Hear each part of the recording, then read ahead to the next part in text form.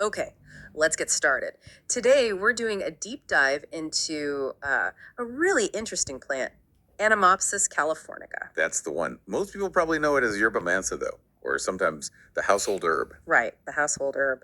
And our main source today is William Boericke's Homeopathic Materia Medica, a classic text. And what we want to do is unpack what this specific text says about it. Its traditional uses, how it was described back then. Exactly.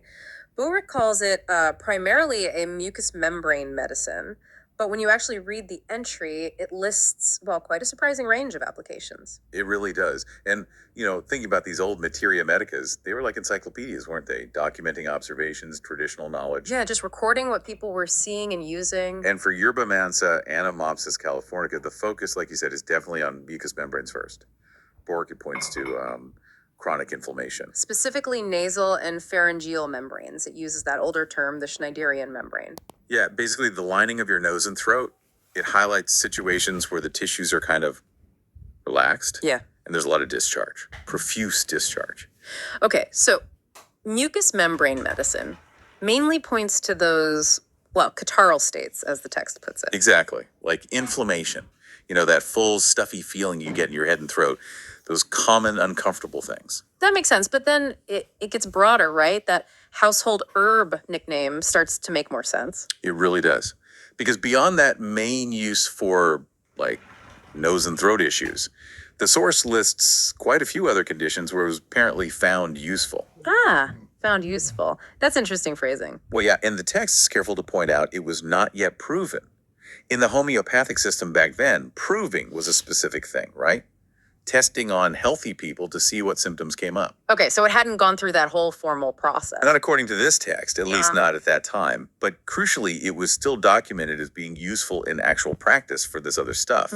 Right, that's a key difference. So what kind of other stuff are we talking about? What were these less expected uses? Well, some external things, for starters. It mentions being useful for cuts, bruises, and even sprains. Huh. External applications too. Yeah, and then internally it lists it as a diuretic, mentions it in relation to malaria, and for digestive problems like flatulence or just generally promoting digestion. Wow, okay. Cuts and sprains, malaria, digestion.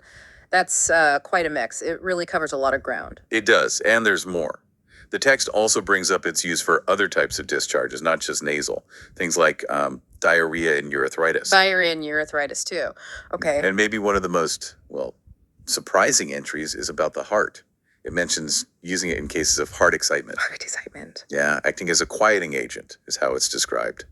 When the heart is unduly excited, it really stretches things far beyond just the nose and throat. Definitely. How did they typically use it? Did the text say? It generally suggests using a tincture, liquid extract, usually alcohol-based. Yeah. For taking internally, but also using locally. Locally, Like as a spray, especially for those main catarrhal conditions in the nose and throat. Got it. Okay, so let's try and wrap this up. Boericke's Materia Medica tells us yerba mansa, this household herb, its main value, according to the source, was for those catarrhal conditions. Nasal passages, throat, especially with that heavy discharge and stuffiness.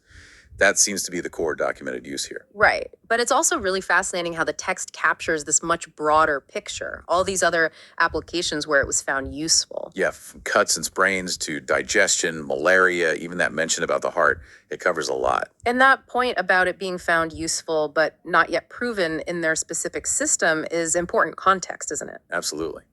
It reflects how information was gathered and shared. Practical experience alongside more formal investigation or maybe preceding it.